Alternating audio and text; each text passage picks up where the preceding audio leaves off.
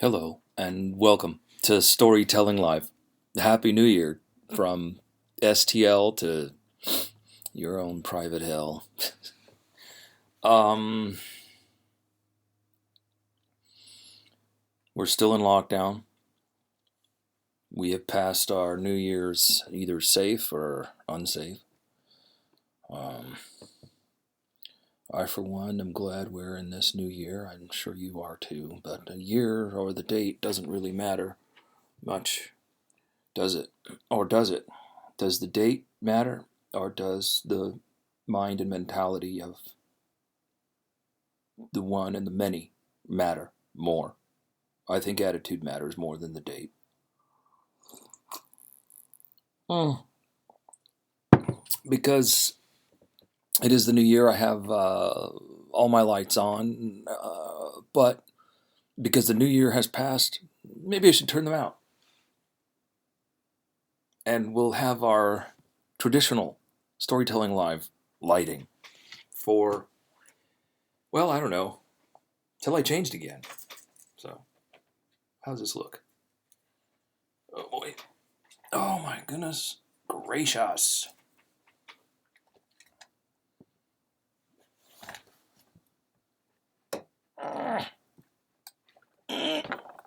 I have a disagreeable lamp. It goes where it wants. I'll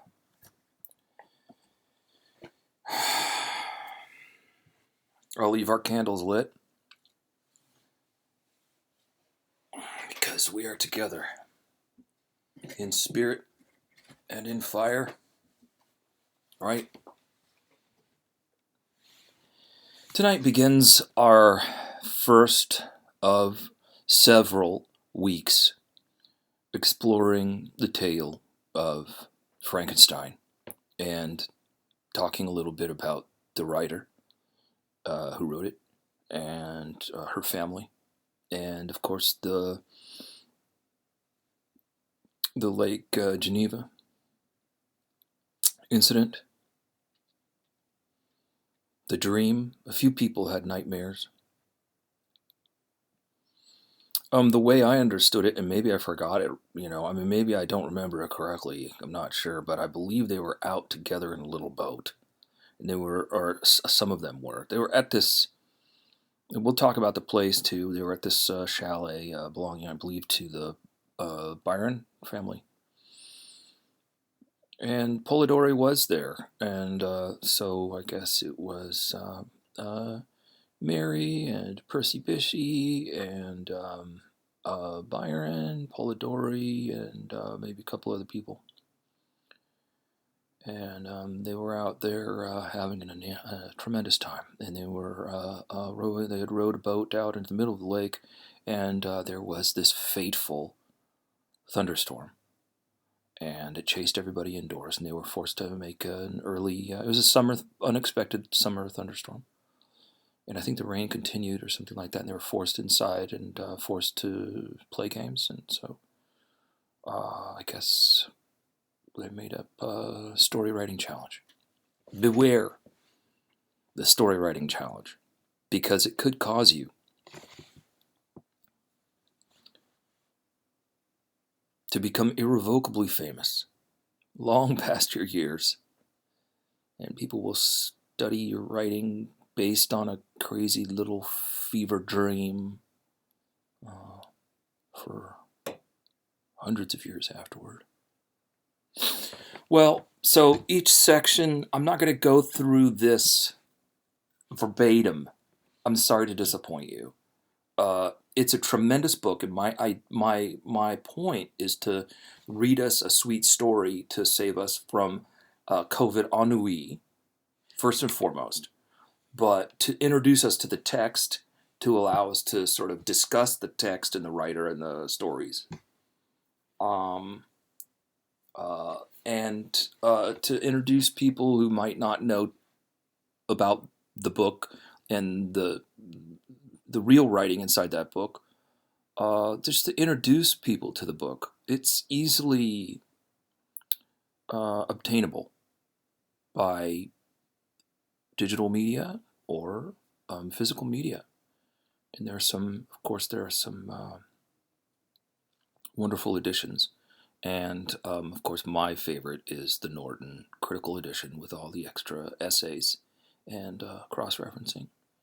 I won't be reading from that. I'll be reading from the public domain texts, and I've got a few articles. I'll read like a little bit of an article at the beginning, and and then go through the chapter or chapters for that night.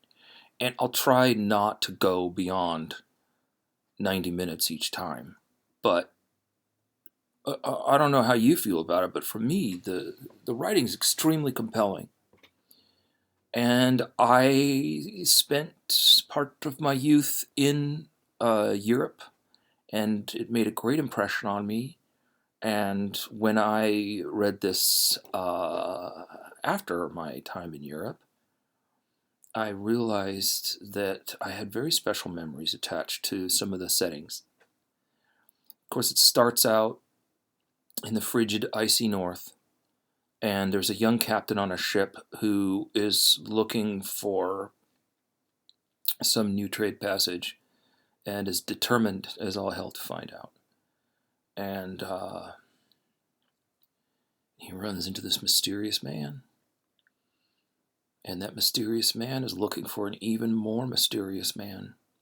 Perhaps legendary, perhaps an illusion, perhaps a delusion. And that's kind of what prompts some people to call this tale,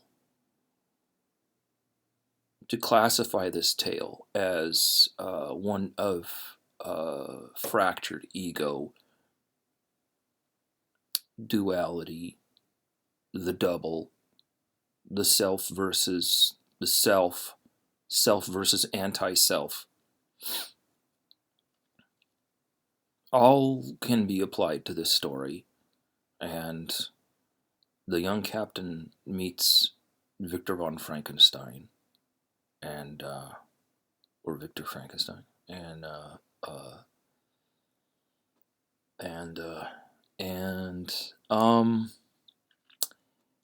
this whole tale has been magnificently told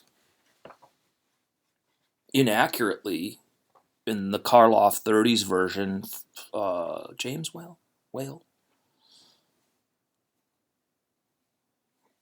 Magnificent.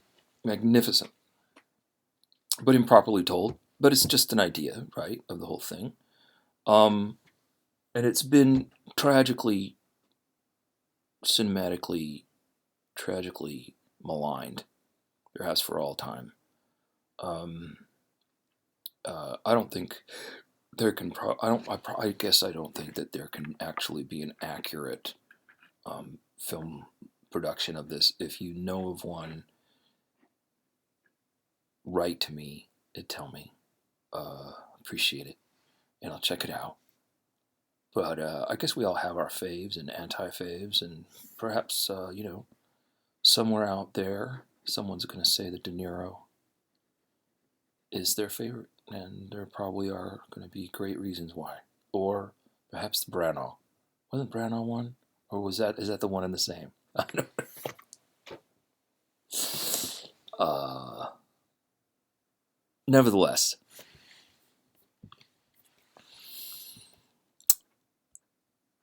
the young Captain Walton that's the name of the guy. This comes from an article from the, I will give you the URL on the page, and if you can't see the URL, write to me, and I'll list all the URLs for everything. Okay, so that's your. I won't be doing that for every single episode. Okay, that's our warm up, because this is week 1, January 2nd, Frankenstein, taking us all the way through January and maybe even into February, and that's not even the whole book. It's looking like 5 or 6 episodes. So this is from the commonreader.wstl.edu. Walton had expected loneliness on his journey to the Arctic, believing that any true success required a denial of comfort, and through that steeling of the mind, and body. And isn't that like what we're going through right now at home and out in the world? We must be strong for these times of loneliness, tension, anxiety. There are many reasons to be unsettled.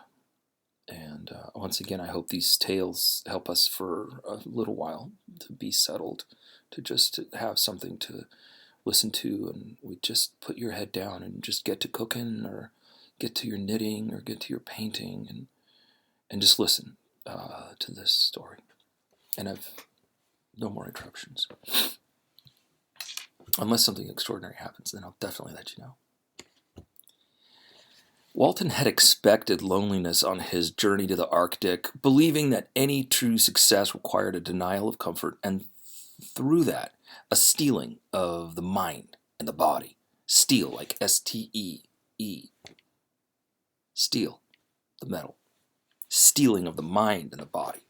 Writing to his sister, he confessed, "How slowly the time passes here, encompassed as I am by frost and snow. I have no friend, Margaret. When I am glowing with the enthusiasm of success, there will be none to participate in my joy. If I am assailed by disappointment, no one will endeavor to sustain me. In dejection, I bitterly feel the want of a friend." Walton was hardly alone, of course. He had surrounded himself with sailors possessed of dauntless courage. However, he penned, these men lacked the balance of a cultivated and capacious mind, a gentle and courageous spirit. He felt the press of his loneliness as a most severe evil. Backing up a little bit, we've talked about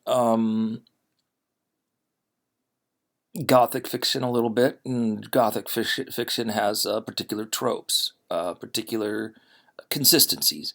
Number one, the attestation that it is absolutely true. Number two, that letters are written or received, and the accounts are,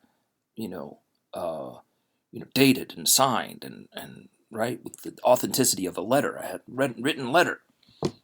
That must mean something, right?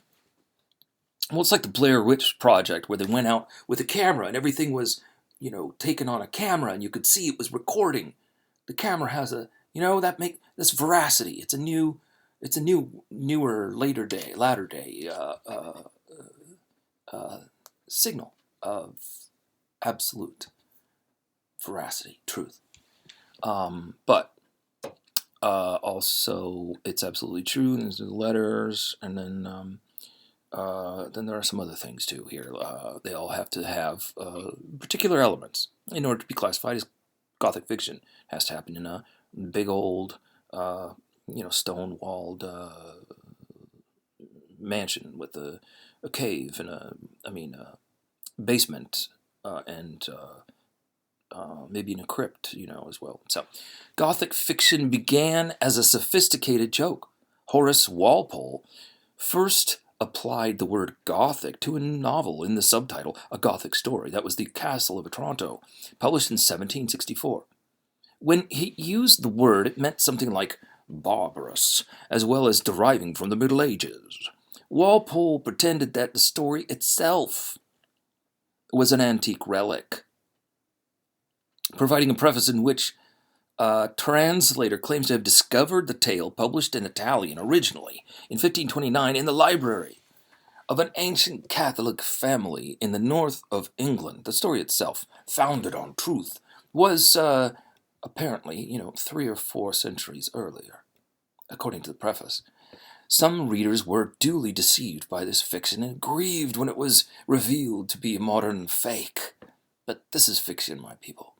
The novel itself tells a supernatural tale in which Manfred, the gloomy prince of Otranto, develops an irresistible passion for the beautiful young woman who was to have married his son and heir. The novel opens memorably with his son being crushed to death by the huge helmet from a statue of a previous prince of Otranto. And throughout the novel, the very fabric of the castle comes to supernatural life until villainy is defeated. So where else we see that is the fall of the House of Usher. And what I forgot to mention was in the Gothic story, there is not only the stone staircase, but there is the empty suit of armor, right? But this is from a statue. So Gothic, let me see. Walpole, who made his house at Strawberry Hill into a mock Gothic building, had discovered a fictional territory that has been exploited ever since. Gothic literature involves the supernatural, or the promise of the supernatural. It often involves the discovery of mysterious elements of antiquity, and it usually takes its protagonist into strange or frightening old buildings. And then those buildings have a particular nature, as I said, of architecture: long hallways, rows of murky paintings, high ceilings, staircases, stone walls, basements, cellar rooms. The family crypt. Gothic architecture to us includes, and this is my own writing now about the architecture.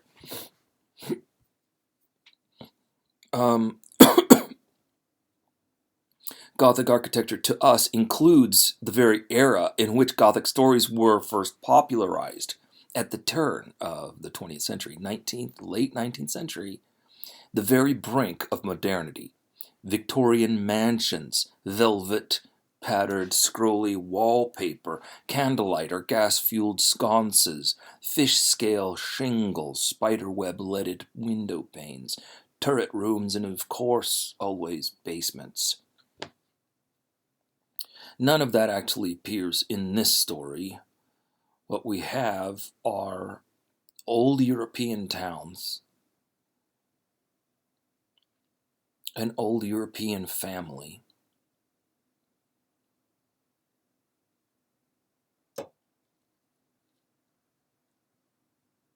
I guess old European homes, that are drafty and have curtains and stuff like that. But what we have is this new field of medicine and what science and medicine can do. Remember, this was begun at least in about 1816. And so I want to remind us that Mary Wollstonecraft Shelley, Wollstonecraft having taken her mother's name, she's not Mary Godwin, she's Mary Wollstonecraft after her mother. Today we take our father's name, usually. And she married Shelley, Percy Shelley, very young. And she was about 18 when she wrote this book, or at least began it, there in the summer. She was 18, remember. And this is her voice when she is probably about. This is the foreword that I'm going to read to you.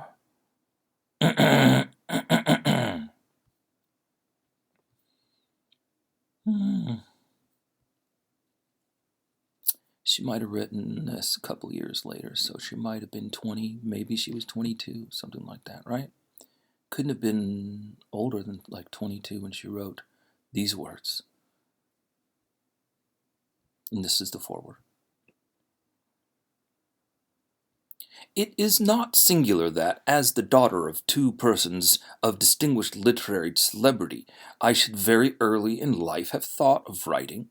As a child, I scribbled, and my favorite pastime during the hours given me for recreation was to write stories. Still, I had a dearer pleasure than this, which was the formation of castles in the air, indulging in waking dreams, the following up trains of thought which had for their subject the formulation of succession of imaginary incidents. My dreams were at once more fantastic and agreeable than my writings. In the latter, I was a close imitator, rather doing as others had done than putting down the suggestions of my own mind. What I wrote was intended at least for one other eye, my childhood's companion and friend. But my dreams were all my own. I accounted for them to nobody. They were my refuge when annoyed, my dearest pleasure when free.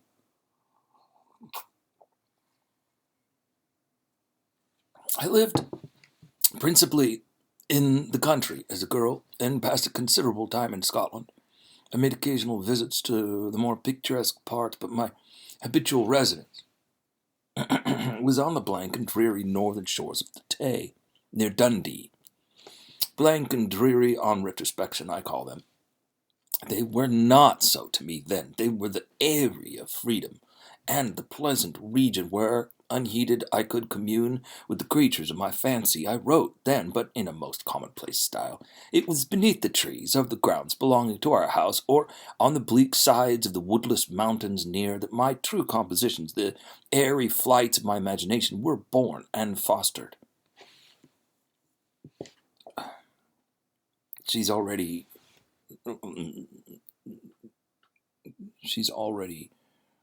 showing herself to be quite a talented and adept writer at 22. This is amazing. I wrote then, but in a most commonplace style. I did not make myself the heroine of my tales. No, life appeared to me too commonplace an affair as regarded myself. I could not figure to myself that romantic woes or wonderful events would ever be my lot, but I was not confined to my own identity, and I could people the hours with creations far more interesting to me at that age than my own sensations. After this, my life became busier, and reality stood in place of fiction. My husband, however, was from the first very anxious that I should prove myself worthy of my parentage and enroll myself on the page of fame. He was forever inciting me to obtain literary reputation, which even on my own part I cared for then, though since I have become infinitely indifferent to it. At this time he desired that I should write, not so much with the idea that I could produce anything worthy of notice, but that he might himself judge how far I possessed the promise of better things hereafter. Still I did nothing. Travelling, and the cares of a family, occupied my time and study in the way of reading or improving my ideas. In communication with his far more cultivated mind was all of literary employment that engaged my attention. However, in the summer of 1816, we visited Switzerland and became the neighbors of Lord Byron. At first we spent our pleasant hours on the lake, or wandering on its shores. That's Lake Geneva. Or wandering on its shores, and Lord Byron, who was writing the third canto of the Child Herald, was the only one among us who put his thoughts upon paper. These, as he brought them successively to us, clothed in all the light and harmony of poetry, seemed to stamp as divine as the glories of heaven and earth, whose influences we partook with him. But it proved a wet, ungenial summer, and incessant rain confined us for days to the house. Some volumes of ghost stories, translated from the German into French, fell into our hands. There was the history of the inconstant lover who, when he thought to clasp the bride to whom he had pledged his vows, found himself in the arms of the pale ghost of her whom he had deserted. There was the tale of the sinful founder of his race, whose miserable doom it was to bestow the kiss of death on all the younger sons of his fated house just when they reached the age of promise. His gigantic, shadowy form, clothed like the ghost in Hamlet, in complete armor, but with the beaver up, was seen at midnight, by the moon's fitful beams, to advance slowly along the gloomy avenue. The shape was lost beneath the shadow of the castle walls, but soon a gate swung back, a step was heard, the door of the chamber opened, and he advanced to the couch of the blooming youths cradled in healthy sleep. Eternal sorrow sat upon his face as he bent down and kissed the forehead of the boys, who from that hour withered like flowers. snapped upon the stalk. I have not seen these stories since then, but their incidents are as fresh in my mind as if I had read them yesterday. We will each write a ghost story, said Lord Byron, and his proposition was acceded to. There were 4 of us. The noble author began a tale, a fragment of which he printed at the end of his poem of Mazeppa. Shelley, more apt to embody ideas and sentiments in the radiance of brilliant imagery and in the music of the most melodious verse that adorns our language, than to invent the machinery of a story, commenced one founded on the experiences of his early life. Poor Polidori had some terrible idea about a skull-headed lady who was so punished for peeping through a keyhole. What to see, I forget. Something very shocking and wrong, of course, but when she was reduced to a worse condition than the renowned Tom of Coventry, he did not know what to do with her, and was obliged to dispatch her to the tomb of the Capulets, the only place for which she was fitted. The illustrious poets also, annoyed by the platitude of prose, speedily relinquished their uncongenial task. Now I busied myself to think of a story to rival those which had excited us to this task, one which would speak to the mysterious fears of our human nature, and awaken thrilling horror, one to make the reader dread to look round his shoulder, to curdle the blood, and to quicken the beatings of the heart. If I did not accomplish these things, my ghost story would be unworthy of its name. I thought and pondered, vainly. I felt that blanking capability of invention, which is the greatest mystery of authorship, when dull nothing replies to our anxious invocations. Have you thought of a story? I was asked each morning, and each morning I was forced to reply with a mortifying negative. Everything must have its beginning, to speak in a Sanchian phrase, and that beginning must be linked to something that went before. The Hindus give the world an elephant to support it, but they make the elephant stand upon a tortoise. Invention, it must be humbly admitted, does not consist in creating out of void, but out of chaos. The materials must, in the first place, be afforded. It can give form to dark, shapeless substances, but cannot bring into being the substance itself. In all matters of discovery and invention, even of those that appertain to the imagination, we are continually reminded of the story of Columbus and his egg. Invention consists in the capacity of seizing on the capabilities of a subject and in the power of molding and fashioning ideas suggested to it. Many and long were the conversations between Lord Byron and Shelley, to which I was a devout but nearly silent listener. During one of these, various philosophical doctrines were discussed, and among others, the nature of the principle of life, and whether there was any probability of its ever being discovered and communicated. They talked about the experiments of Dr. Darwin. I speak not of what the doctor really did, or said that he did, but as more to my purpose of what was then spoken of as having been done by him. So apparently he preserved a piece of vermicelli in a glass case till by some extraordinary means began to move with involuntary motion. Not thus, after all, would life be given. Perhaps a corpse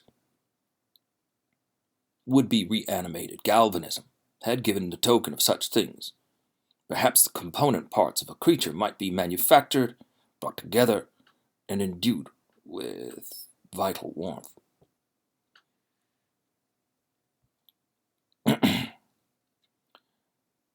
Pause here. Galvanism, submerged in a particular liquid, electrodes added, electricity conducted through the serum mixture or directly into the corpse. That's galvanizing. Electrolytic. I think it's called electrolytic. Anyway. Get me if I'm wrong. Write to me. Night waned upon this talk, and even the witching hour had gone by before we retired to rest. When I placed my head on my pillow, I did not sleep, nor could I be said to think. My imagination, unbidden, possessed and guided me, giving me successive images that arose in my mind with a vividness far beyond the usual bounds of reverie. I saw, with shut eyes, but acute mental vision, I saw the pale student of unhallowed arts kneeling beside the thing he had put together. I saw the hideous phantasm of a man stretched out, and then on the working of some powerful engine,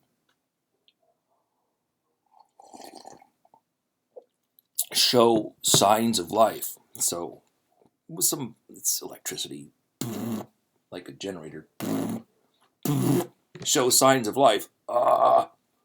And stir with an uneasy, half-vital motion. Frightful must it be, for supremely frightful would be the effect of any human endeavor to mock the stupendous mechanism of the Creator of the world. His success would terrify the artist. He would rush away from his odious handiwork, horror-stricken. He would hope that, left to itself, the slight spark of life which he had communicated would fade, that this thing, which had received such imperfect animation, would subside back into dead matter, and he might sleep in the belief that the silence of the grave would quench forever the transient existence of the hideous corpse which he had looked upon as the cradle of life.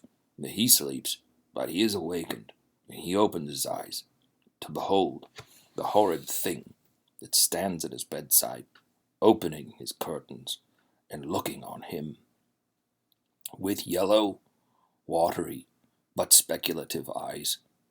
I opened mine in terror. The idea so possessed my mind that a thrill of fear ran through me. Side note here, I heard that it was, I don't know if she's telling it like it was, but I heard that she was stricken by a terrible nightmare, and so was Polidori. And Polidori went on to write a great vampire tale. And she, in her dream, saw mostly the yellow eyes. And so I have set aside chapters that speak to yellow, which is the color of the yellow eyes are the fearful eyes of this undead creature. And so yellow would be the color of fear for Mary Wollstonecraft Shelley. I opened my eyes in terror. The idea so possessed my mind that a thrill of fear ran through me, and I wished to exchange the ghastly image of my fancy for the realities around. I see them still, the very room, the dark parquet, the closed shutters with the moonlight struggling through, and the sense that I had the glassy lake and white high Alps were beyond. I could not so easily get rid of my hideous phantom. It still haunted me. I must try to think of something else.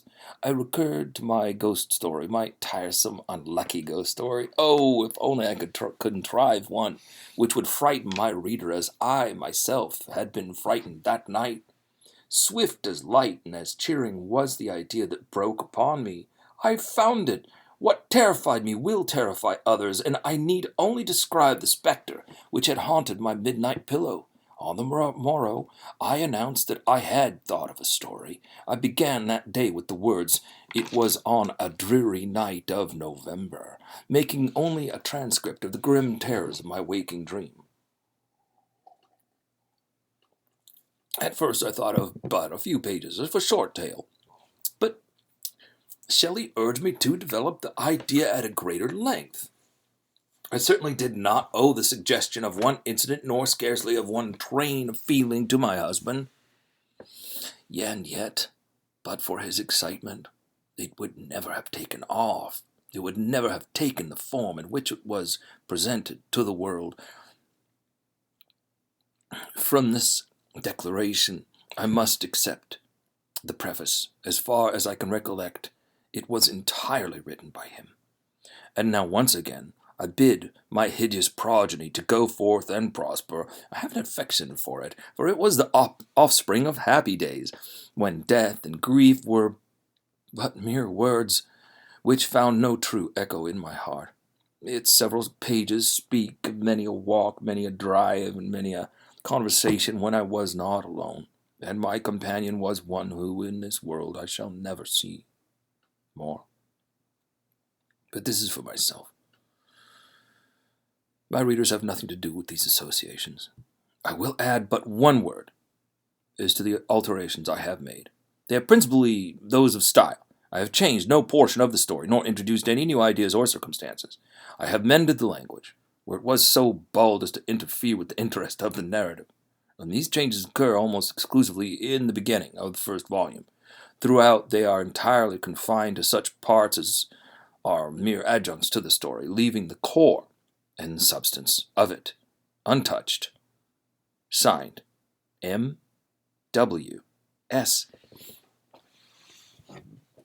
So, now, how long have we been together so far? About, 36 minutes. It's possible that I read for an hour more. I'm not sure. I won't go fast. You people have written me and said, don't read so fast, so I won't read so fast.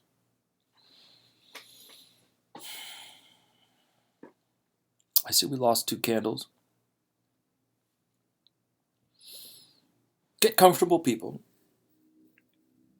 Happy, happy, happy, happy New Year. Hug yourself for me, please. Hug your friends. Hug your enemies. Hug your loved ones. And hug yourself. From me.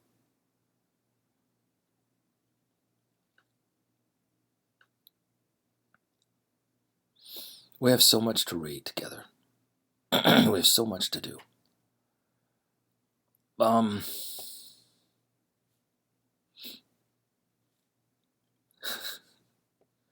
Thank you once again for accompanying me. And I've jumped to letter number 4. This is from the ship captain in the way far north. This is to apparently, I think it might be his sweetheart or his sister. I'm not sure because I've completely forgot the details.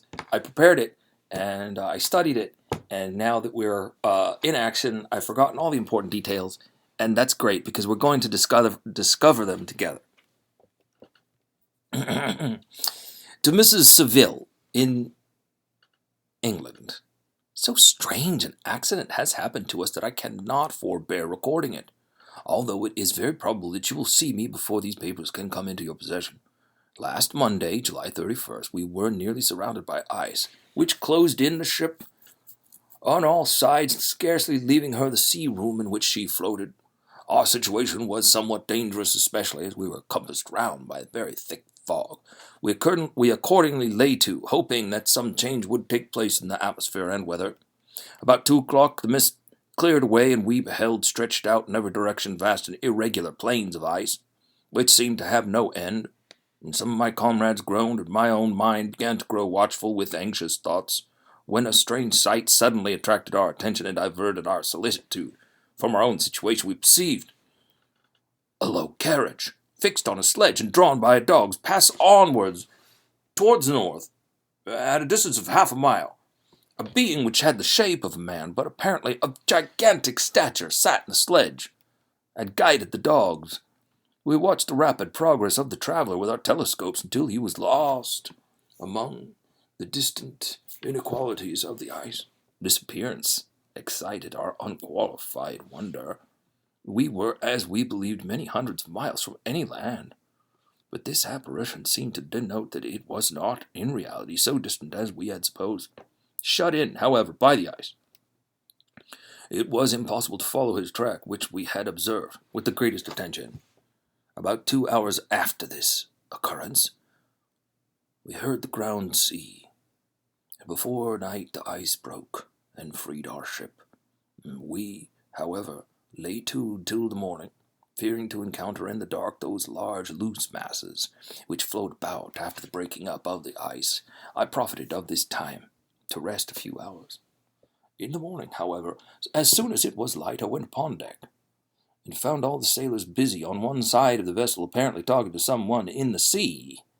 It was, in fact, a sledge like the one we had seen before, which had drifted towards us in the night, on a large fragment of ice.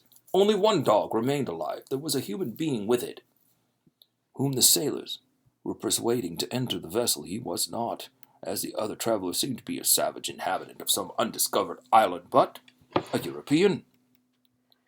When I appeared on deck, the master said, "Here is our captain, and he will not allow you to perish on the open sea." On perceiving me, the stranger addressed me in English, although with a foreign accent. "Before I come on board your vessel," said he, "will you have the kindness to inform me whither you are bound?" You may conceive my astonishment on hearing such a question addressed to me from a man on the brink of destruction, and to whom I should have supposed my vessel would have been a resource, which he would not have exchanged for the most precious wealth the earth can afford. I replied, however, that we were on a voyage of discovery toward the northern pole. Upon hearing this, he appeared satisfied, and consented to come aboard.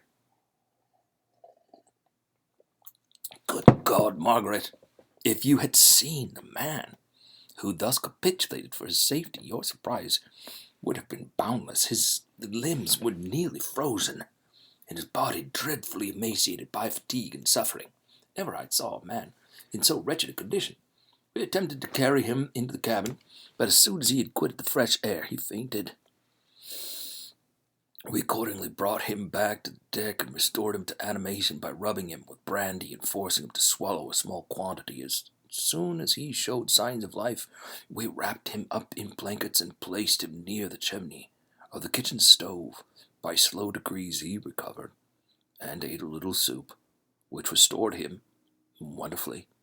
2 days passed in this manner before he was able to speak, and I often feared that his sufferings had deprived him of understanding.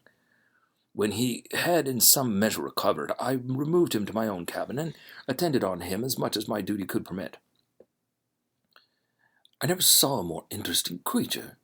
His eyes have generally an expression of wildness, and even madness, but there are moments when, if any one performs an act of kindness toward him, or does him any the most trifling service, his whole countenance is lighted up, as it were, with a beam of benevolence and sweetness that I never saw equalled.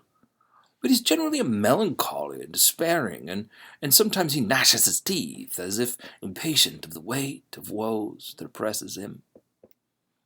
When my guest was a little recovered, I had great trouble to keep off the men who wished to ask him but 1,000 questions. I would not allow him to be tormented by their idle curiosity in a state of body and mind whose restoration evidently depended upon entire repose.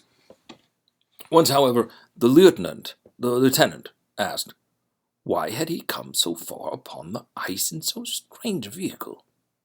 His countenance instantly assumed the aspect of deepest gloom, and he replied, "To seek one who fled from me." "And did the man whom you pursued travel in the same fashion?" "Yes." "Then I fancy we have seen him, for the day before we picked you up, we saw some dogs drawing a sledge with a man in it across the ice." This aroused the stranger's attention, and he asked a multitude of questions concerning the route which the daemon,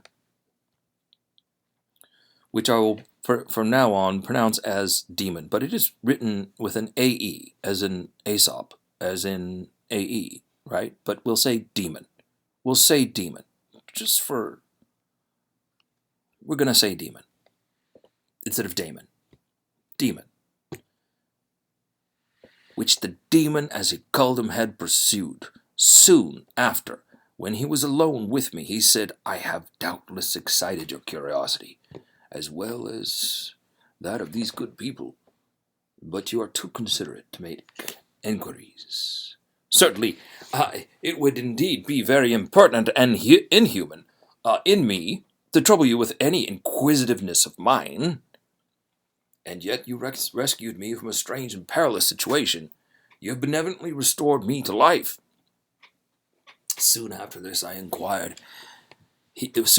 he inquired if I thought that the breaking up of the ice had destroyed the other sledge. I replied that I could not answer with any degree of certainty, for the ice had not broken until near midnight, and the traveler might have arrived at a place of safety before that time.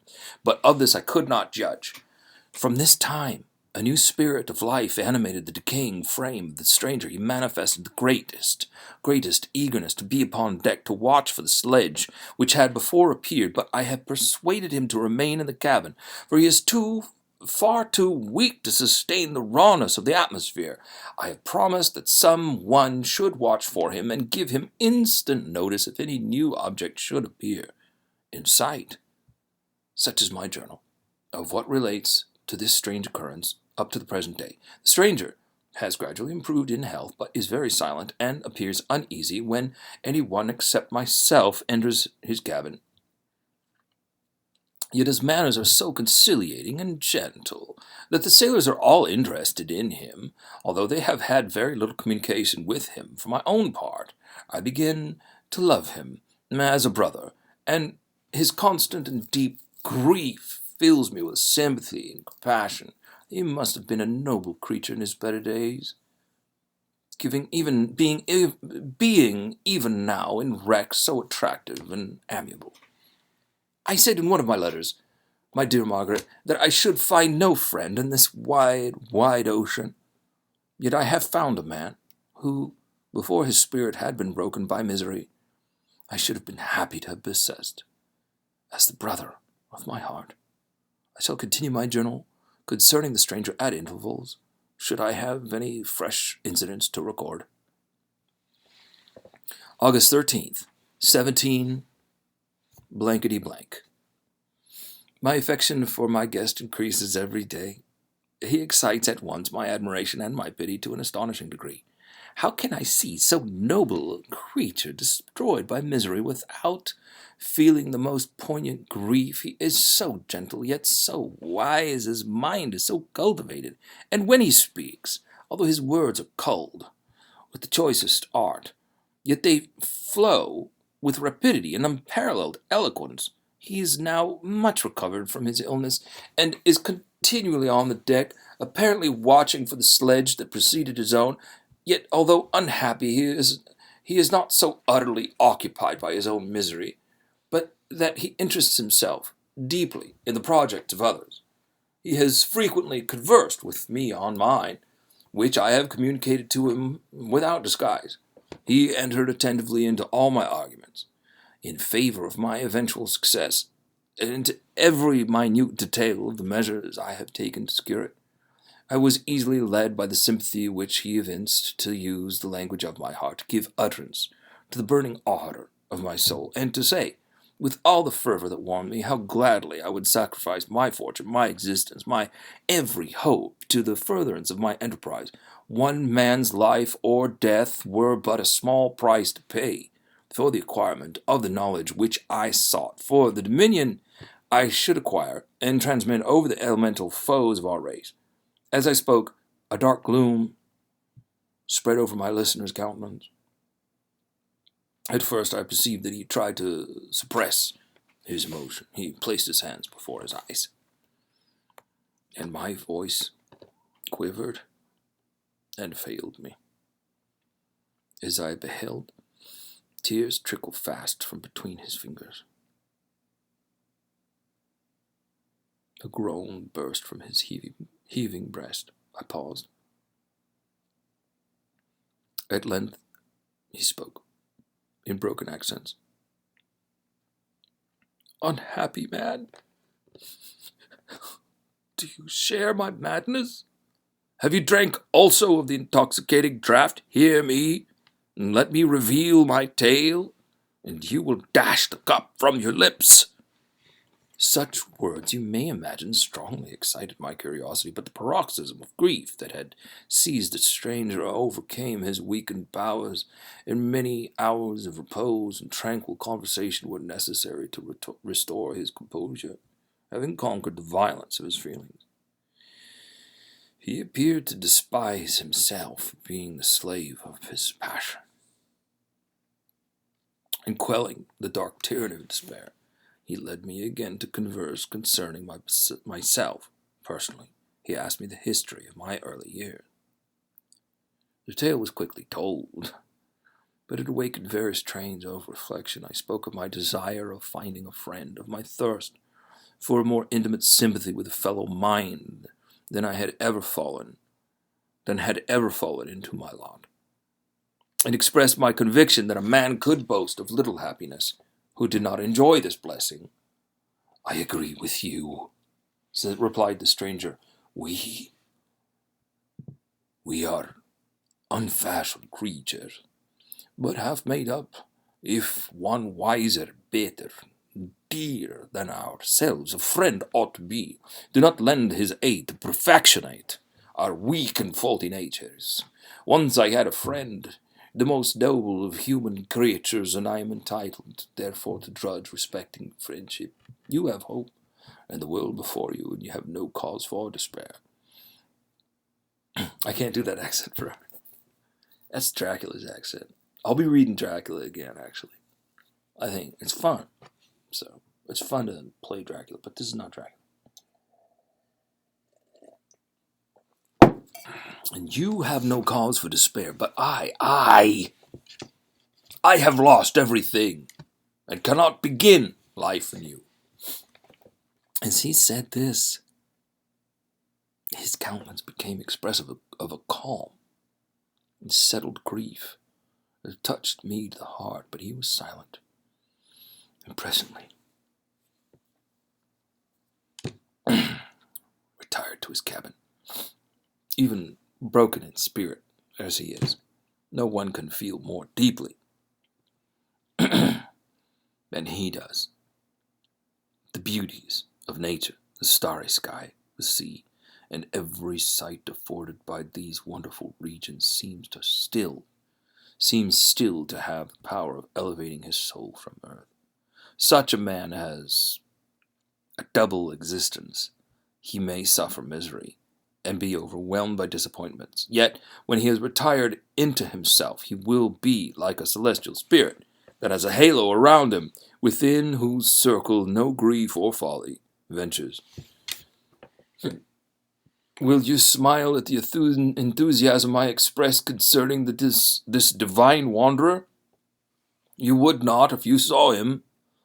You've been tutored and refined by books and retirement from the world, and you are therefore somewhat fastidious, but this only renders you the more fit to appreciate the extraordinary merits of this wonderful man. Sometimes I have endeavored to discover what quality it is which he possesses that elevates him so immeasurably above any other person I ever knew. I believe it to be an intuitive discernment, a quick but never failing power of judgment, a penetration into the causes of things unequaled for clearness and precision. Add to this a facility of expression and a voice whose varied intonations are soul-subduing music. August 19th, 17 something something. Yesterday, the stranger said to me, "You may easily perceive, Captain Walton, that I have suffered great and unparalleled misfortunes. I had determined at one time that the memory of these evils should die with me. But you have warned me to alter my determination. You seek for knowledge and wisdom as I once did, and I ardently hope that the gratification of your wishes may not be a serpent to sting you, as mine has been. I do not know that the relation of my disasters will be useful to you, yet when I reflect that you are pursuing the same course, exposing yourself to the same dangers which have rendered me what I am, I imagine that you may deduce an apt moral from my tale, one that may direct you if you succeed in your undertaking and console you in case of failure.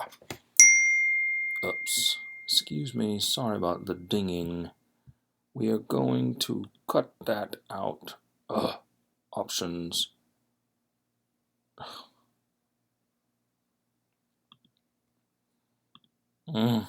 So sorry, people. I can't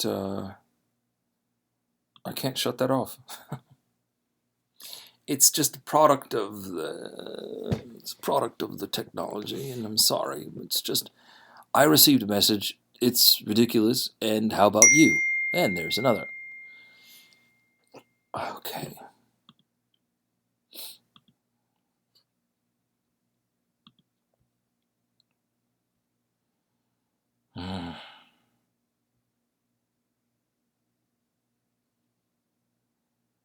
I don't know what to do. I don't know how to stop it. Anyway, yes, we are almost nearing our first hour, and I'll be going on for approximately maybe 20 minutes more. Because we have to listen to this. We can't stop now. Because Frankenstein's about to tell the tale. And I don't understand why people call the monster Frankenstein, but I guess the monster's last name would be Frankenstein as well, wouldn't it? I mean, that actually makes logical sense, what doesn't it? So the creature is a child of the doctor Frankenstein, correct? So if he's a child, he carries the same last name, right? If Frankenstein is the mother, having given birth to this monster, then just like the author herself, she takes her mother's name, and this male creature takes the male doctor's last name.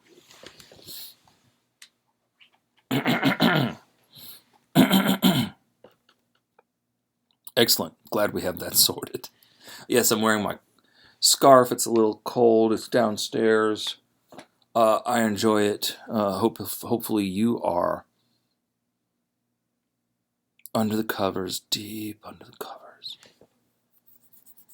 Just enjoy and relax, because these are the words of an 18 or 19-year-old woman in the 18th century, right? Or the 19th century, early 19th century, 1816 or something, 17. Let's say she took a year or something like that, 1816, 17. And she's writing to us, and she's about 19 years old. And she's written this whole thing. And she's imagined all this. It's beautiful. Her mother died giving birth to her.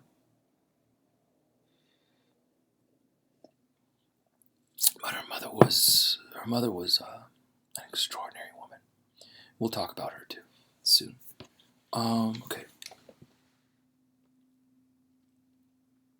I do not know that the relation of my disasters will be useful to you, yet when I reflect that you are pursuing the same course, exposing yourself to the same dangers which have rendered me what I am, I imagine that you may deduce an apt moral from my tale. One may direct you if you succeed in your undertaking and console you in the case of failure. Prepare to hear of occurrences which are usually deemed marvelous. Were we among the tamer scenes of nature, I might fear to encounter your unbelief, perhaps your ridicule, but many things will appear possible in these wild and mysterious regions, which would provoke the laughter of those unacquainted with the ever-varied powers of nature. Nor can I doubt that my tale conveys in its series internal evidence of the truth of events of which it is composed. You may easily imagine that I was much gratified by the offered communication, yet I could not endure that he should renew his grief by recital of his misfortunes, I felt the greatest eagerness to hear the promised narrative, partly from curiosity and partly from a strong desire to ameliorate his fate. If it were in my power, I expressed these feelings in my answer. "I thank you," he replied, "for your sympathy, but it is useless. My fate is nearly fulfilled. I wait but for one event, and then I shall repose in peace. I understand your feeling," continued he, perceiving that I wished to interrupt him. "But you are mistaken, my friend. If thus you will allow me to name you, nothing can alter my destiny. Listen to my history, and you will perceive how irrevocably it is determined." He then told me that he would commence his narrative the next day when I should be at leisure. This promise drew from me the warmest thanks. I have resolved every night, when I am not imperatively occupied by my duties, to record, as nearly as possible, in his own words, what he has related during the day. If I should be engaged, I will at least make notes. This manuscript will doubtless afford you the greatest pleasure. But to me, who know him, and who hear it from his own lips, with what interest and sympathy shall I read it in some future day? Even now, as I commence my task, his full-toned voice swells in my ears, his lustrous eyes dwell on me with all their melancholy sweetness. I see his thin hand raised in animation, while the lineaments of his face are irradiated by the soul within. Strange and harrowing must be his story. Frightful the storm which embraced the gallant vessel on its course, and wrecked it. Thus. And now I have skipped to chapter 3, with your permission. So I've skipped through a few, and we are well into the narrative of Dr. Frankenstein.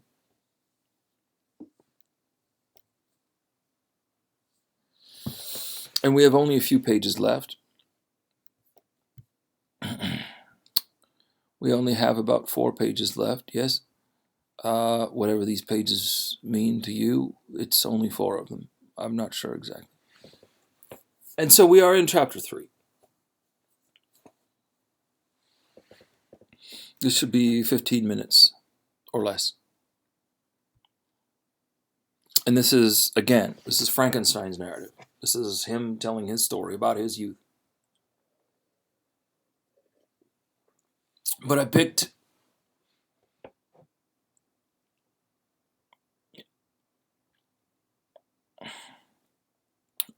the chapters that seemed the juiciest, including the creature's narrative. And we'll get there, actually, in about 3 weeks, I believe. I don't know, maybe sooner.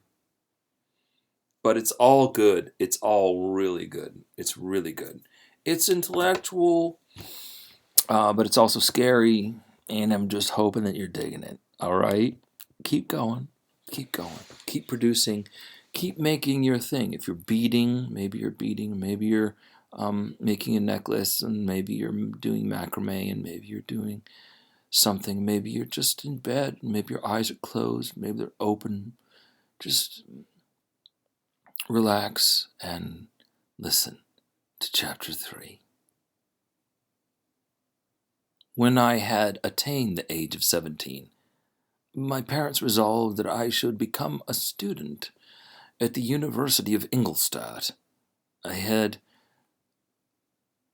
Oh, good, it's coming through silent. I'm still getting texts, but they're silent now, thank God. I had hitherto attended the schools of Geneva, but my father...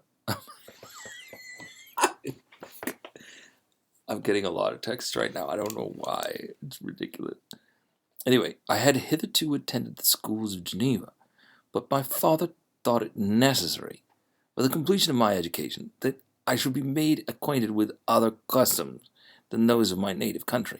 My departure was therefore fixed at an early date, but before the day resolved upon could arrive, the first misfortune of my life occurred, an omen, as it were, of my future misery.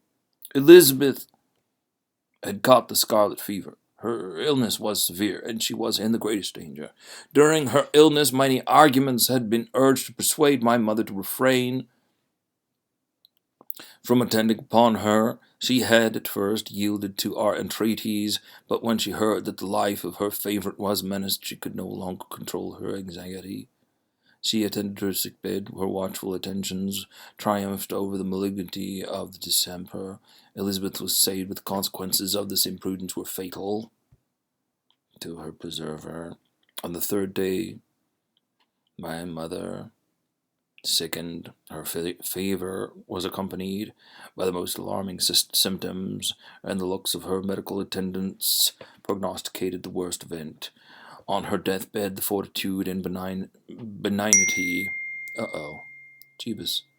Stop.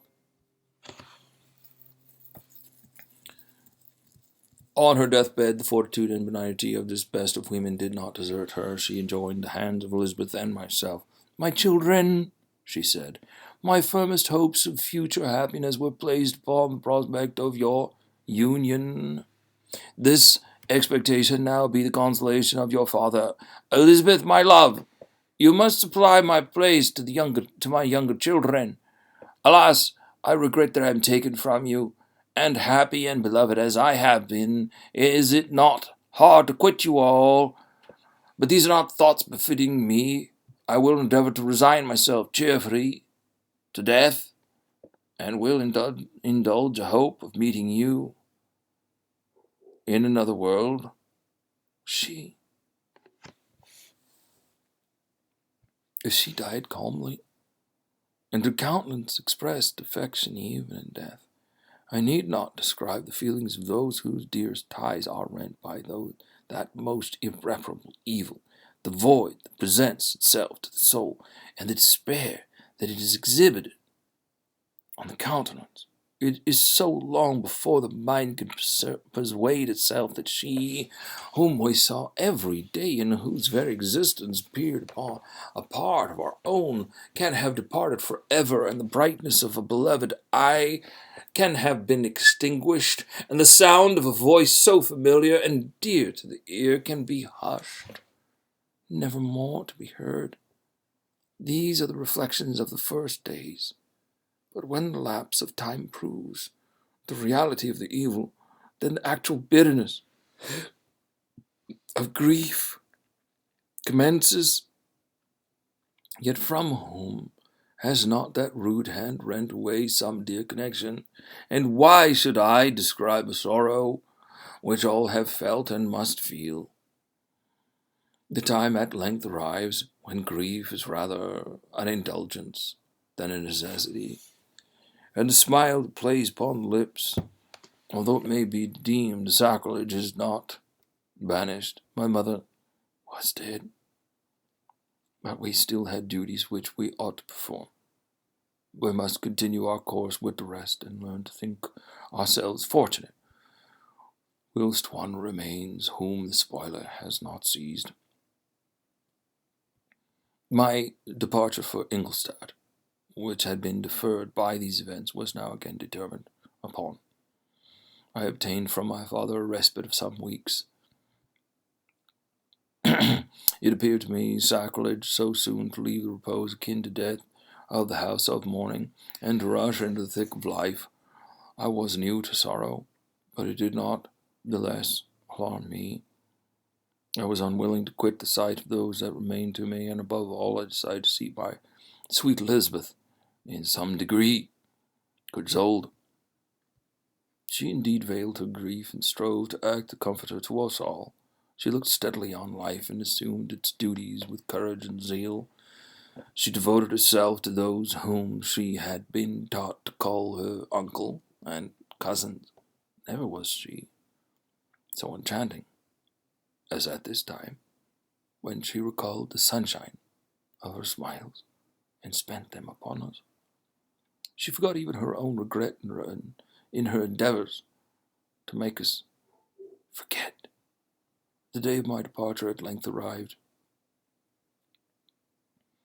Clerval spent the last evening with us. He had endeavoured to persuade his father to permit him to accompany me and to become my fellow student, but in vain. His father was a narrow-minded trader, who saw idleness and ruin in the aspirations and ambitions of his son. Henry deeply felt the misfortune of being debarred from a liberal education. He said little, but when he spoke, I read in his kindling eye, and in his animated glance, a restrained but firm resolve not to be chained to the miserable details of commerce. For we sat late. We could not tear ourselves away from each other, nor persuade ourselves to say the word farewell. It was said, though, and we retired under the pretence of seeking repose, each fancying that the other was deceived. But when at morning's dawn I descended to the carriage which was to convey me away, they were all there.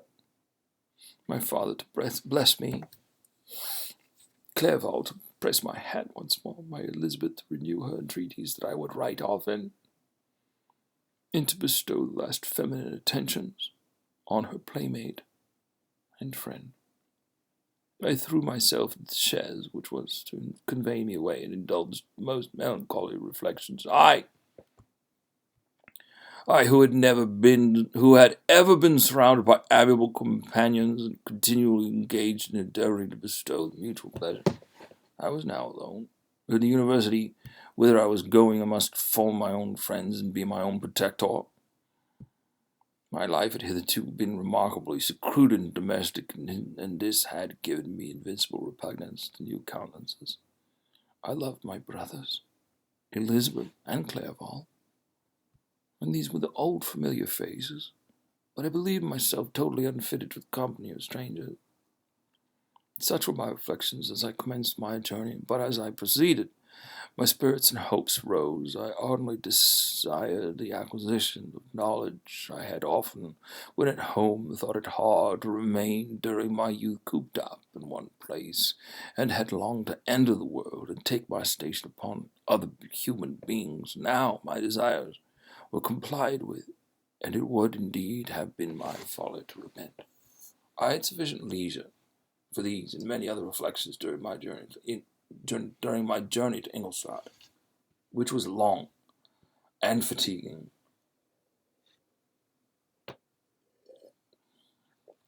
At length the high white steeple of the town met my eyes.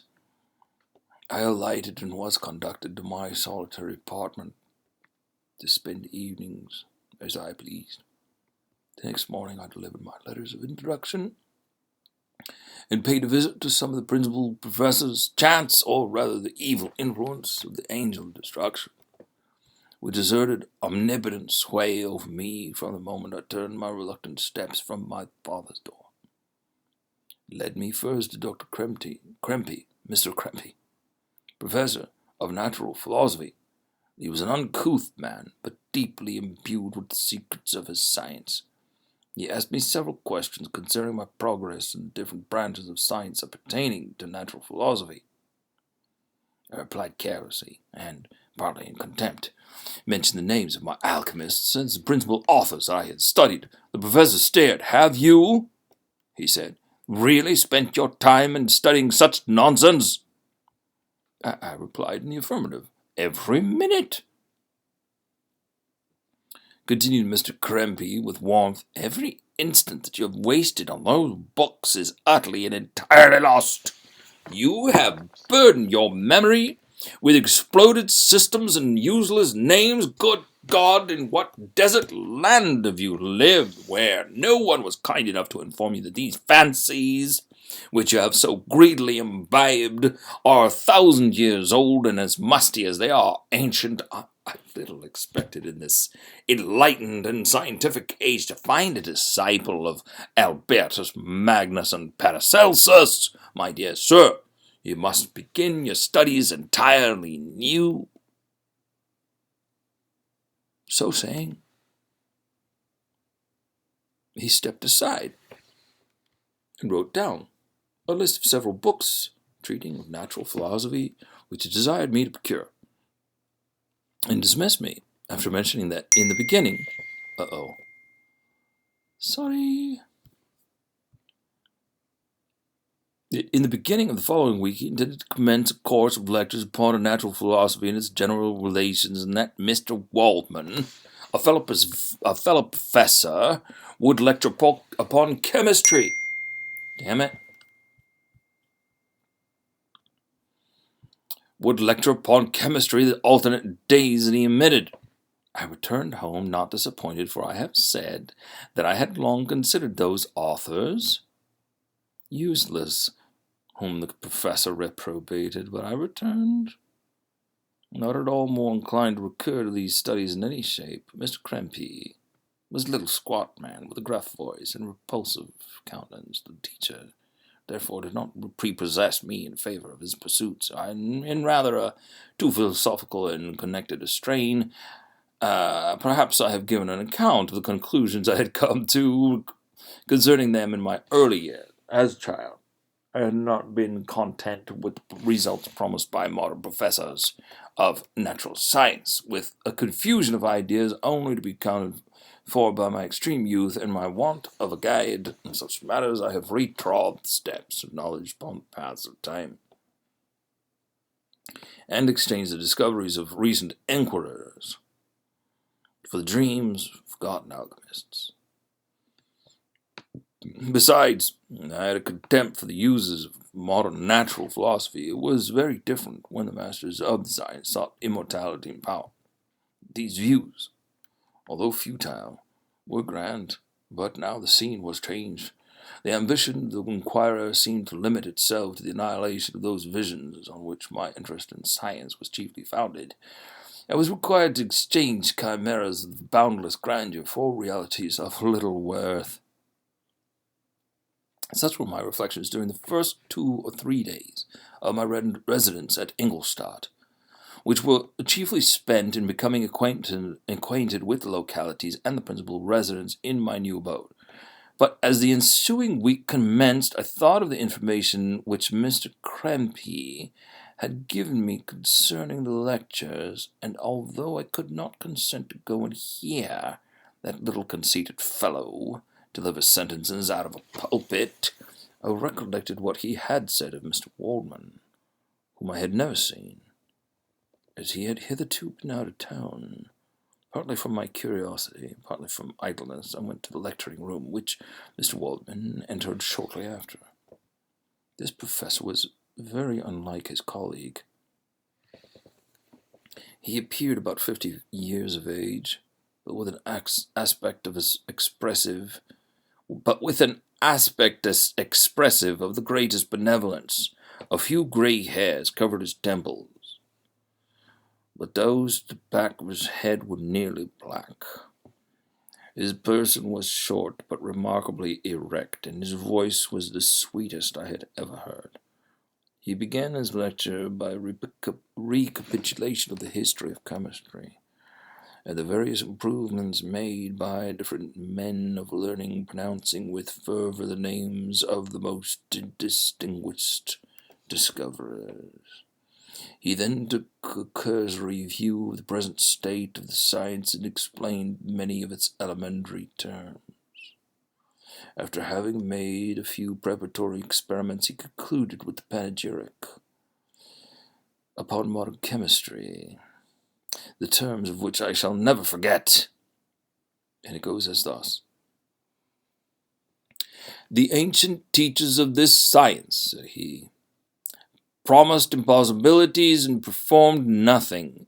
The modern masters promise very little. They know that metals cannot be transmuted and that the elixir of life is a chimera. But these philosophers, whose hands seem only made to dabble in dirt and their eyes to pore over the microscope or crucible, have indeed performed miracles. They penetrate into the recesses of nature and show how she works in her hiding places. They ascend into the heavens. They have discovered how the blood circulates and the nature of the air we breathe. They have acquired new and almost unlimited powers. They can command the thunders of heaven, mimic the earthquake, and even mark the invisible world with its own shadows. And such were the professor's words. Rather, let me say such the words of fate, announced to destroy me. As he went on, I felt as if my soul were grappling with a palpable enemy. One by one, the various keys were touched which formed the mechanism of my being. Chord after chord was sounded, and soon my mind was filled with one thought, one conception, one purpose. So much has been done, exclaimed the soul of Frankenstein. Far more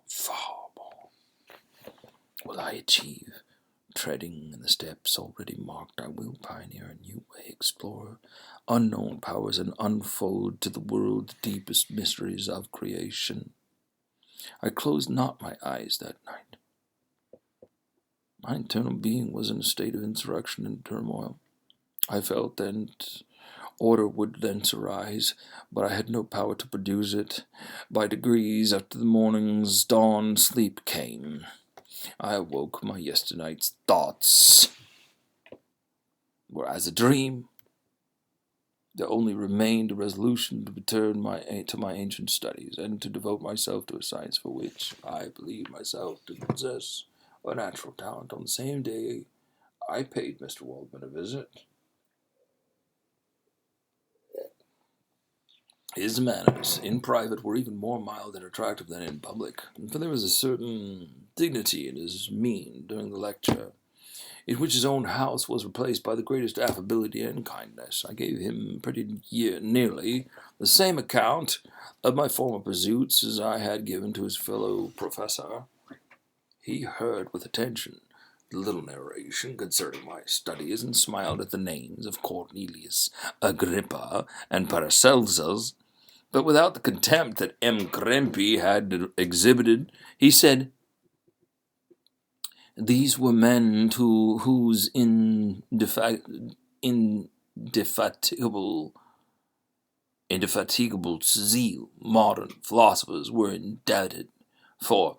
Most of the foundations of their knowledge they had left to us as an easier task to give new names, and arrange in connected classifications the facts which they, in a great degree, had been the instruments of bringing to light.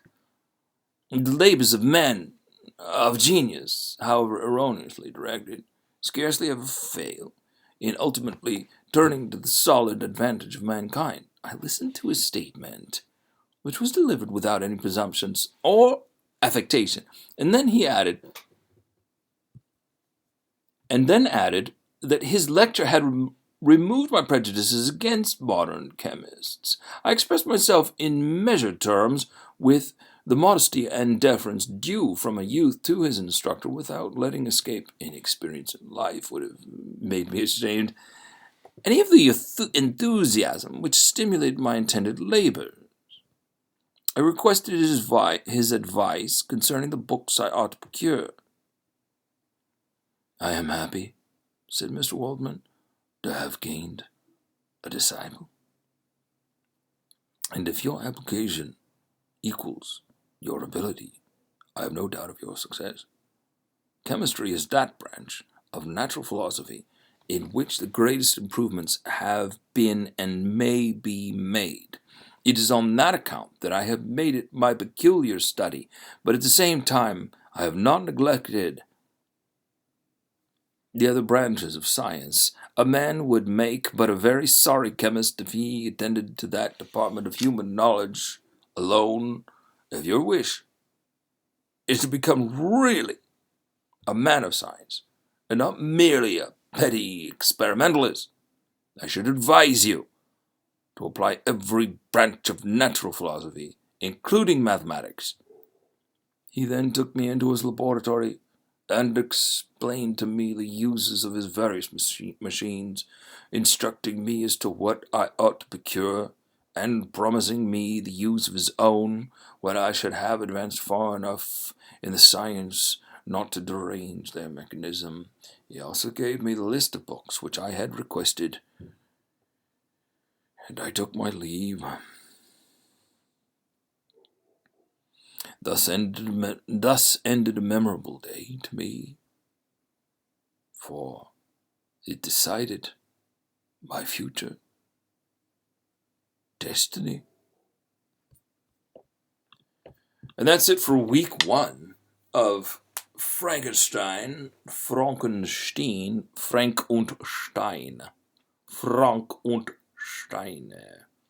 So, I've got my scarf on. I'll take it off.